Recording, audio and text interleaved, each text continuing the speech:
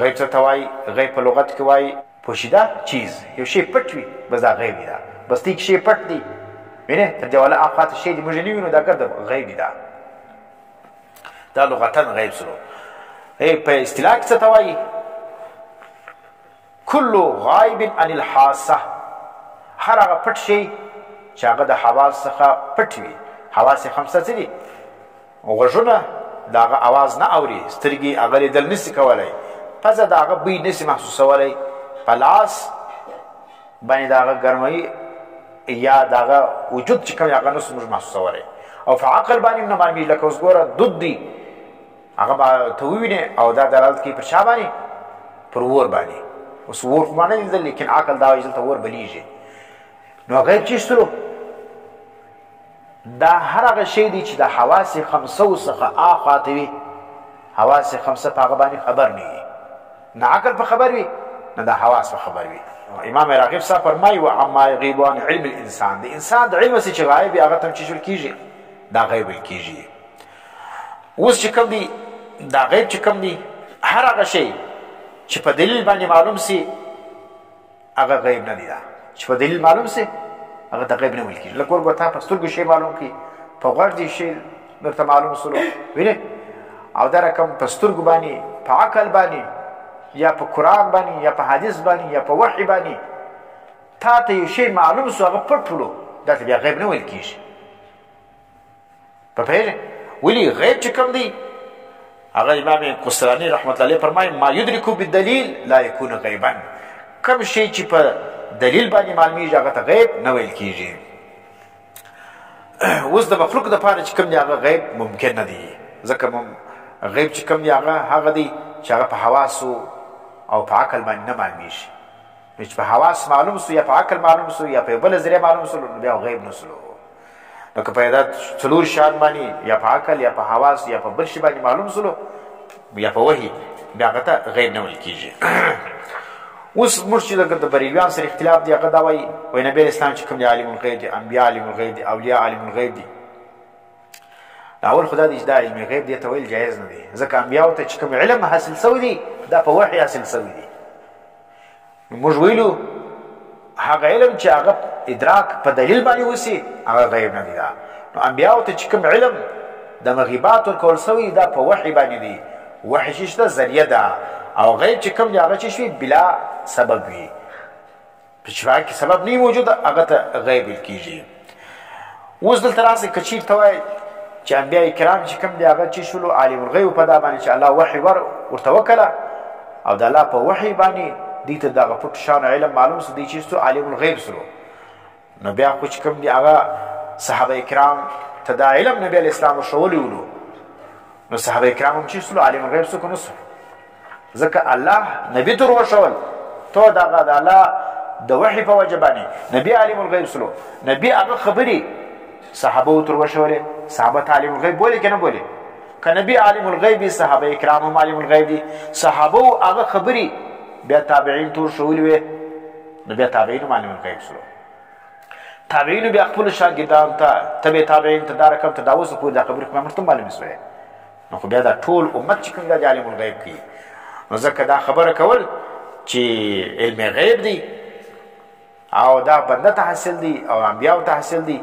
نو دا خبره چې ده دا غلطه ده. یو خبره دا هم کوي دا بریلویان وایي نبي علیه السلام نه چې کوم غیب حاصل سوی دا غیب چې شو دا عطایي ولو، دا د نبي علم چې شولو دا علم غیب عطایي ولو. د نبي علم چې شو عطایي ولو. عطایي څه معنا؟ وایي ذاتي نه ولو، د الله ورکړی ولو، نبي عالم الغیب عطایي ولو. نو ځکه وایي موږ دا ورته وایي چې قرآن کې راغلي نبي علیه السلام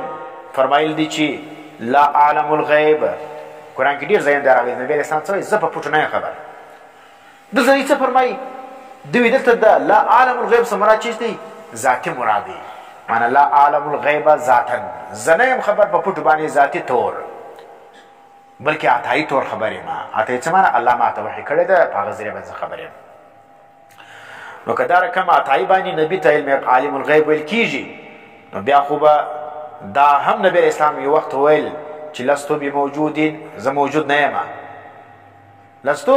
بموجودین، زه موجود نه یم ذاتي طور، بلکې زه عطایي طور موجود یم. ځکه د نبی اسلام وجود هم چې شلو دا الله کړی و د نبی وجود خو ذاتي نه ولو نو الله چې کوم دا وجود کړ لیکن نبی اسلام څه نه ویله لست بموجود ذاتا دا نه دی ویلي او دا رقم نبی اسلام دا نه دی ویلي لست برسول زه رسول نه یم ذاتي طور ځکه د نبی رسالت خو ذاتي نه ولو معنا د خپل ذات خدای رسول نه ولو خو الله دته رسالت ورکړی ولو د الله په عطا باندې رسول سوی ولو نو ځکه نبی اسلام دا نه دی فرمایل چې لست برسول ذاتي نفي پکې کړي لکه څنګه چې دلته دا فلسفه په مخ راخذ ده چې لا عالم الغیب معنا زه ذاتي عالم الغیب نه یم عطایي عالم الغیب یم نو نبی اسلام خو وجود هم عطایي ولو رسالت هم عطایي ولو د اخلاق او د صفات چې د نبی اسلام دا ګرد عطایي ولو نو نبی اسلام د اخلاقو نفي یا د ذات نفي یا د رسالت نفي ولې نه ده کړې نو دا کوم کې عطایي فلسفه پس راوازه سبب بیا وایي خلک چې دا مشرکانو څولو او خدا ویلی چې دا مشرکان بوتان ته دا سجدې کو دا اوس د خیر د شر تمه ساتو لا شریک الا شریکا تملکه وما ملک دا مشرکانو د مکې به څه ویلې ول دا بوتان چې مکه کې پراته دي دا د الله شریکان نه دي دا وینې دا اختیار نه لري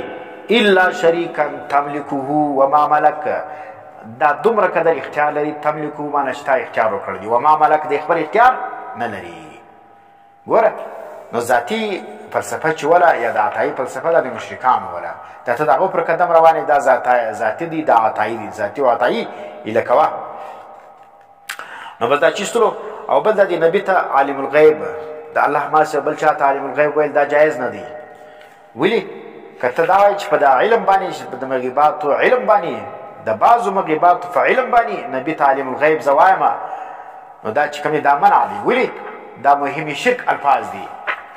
نبی علیہ السلام چې کوم دی هغه د مهمي شرک الفاظ څخه امت منع کړی دي نبی علیہ السلام فرمایي چې یو سړی دی خپل غلام او مینځ ته دا نه وایي عبدي و امتي وینې دا زما بنده دی او دا زما امتي وینې ولی دا خود الله بندگانی دا او دا رقم مسلم شریف روایت دی چې د قیامت په ورځ باندې د الله په نزدیک باندې با تر ټولو زیات مبغوض ترین سړی هغه سړی وي چې د هغه نوم چې شي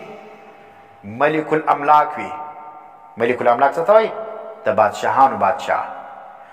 اوس د بادشاهانو بادشاه خو الله دی دا اوس یې سړی راولاړ سي وایي زه د دنیا د بادشاهانو بادشاه یم دا نوم پر ځان کښېږدي نو شهنشاه نوم یې ښول دا چیز دا ګناه لري دا شهنشاه څوک دی الله دی دا او دا چې کوي دا په ډېرو مسلمانانو بادشاهانو کې دا نومونه راغلي دا شهنشاه اعظم دی دا فلانی دی دا فلانی دی نو شهنشاه چې کوم ګوره دا نوم چې نبی اسلام منع کړی دی ولې چې په دې کې دا د شرک وهم راځي چې الله هم دی شهنشاه او دغه بادشاه هم دی دا نو ځکه د علم غیب چې اطلاق پر غیر الله باندې کول دا جایز نه دی دا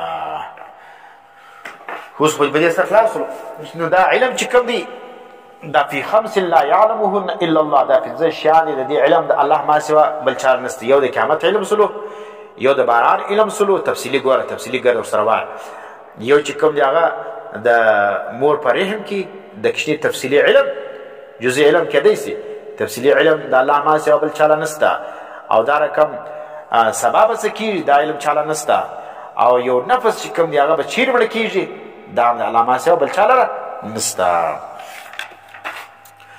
ورته ګوره اوس دا چې کوم دا امر د دې وجه وویلې دغه شیان د قیامت په باره کې دا بحث مو وایي چې دا چې څه دا د مغیبات څخه دي دا پنځو مغیبات د قیامت دا نښانې چې دوی ورته ذکر کړي نبی علیه السلام قال راوي فرمایي ثم انطلق باولاد حضرت جبرئیل علیه السلام جبرئیل علیه السلام لاړی فلبثت مليا حضرت عمر رضی الله تعالی عنہ کښېنستل څه ساعت کې چوپ ولمه ثم بیا نبی څه ساعت بعد ثم سي تراخي د پاره دی څه ساعت بعد مثال 10 منټه ولو 10 منټه ورته چولو ثم بیا قال ویل نبی اسلام لی مال ریا عمر یا عمر تدری ته خبر من السائل سوق دا سوال کوونکی ته دې خبره دا سړی چې راغلی ولو دا داسې تک سپینې کپړې اغوستي او دا رقم تور بیشتان والا او دا پوښتنې کولې دا خبره دا څوک ولو په پیژندې قلت وما ورتل الله ورسوله اعلم، الله او رسول پاغه باندې ډیر ښه خبر دی. ګوره قال دا غورسته نبی علیہ السلام ورته ول فانه جبريل اتاکم، دا جبريل علیہ السلام راغلی تاسو لره يعلمکم دینکم چې دروشي تاسو لره دا دین تاسو لمرته ویلې. جبريل علیہ السلام دا پښتنه دې لپاره کوله چې دا صحابه ورته نه هغه څه پوکي زنیزدای کی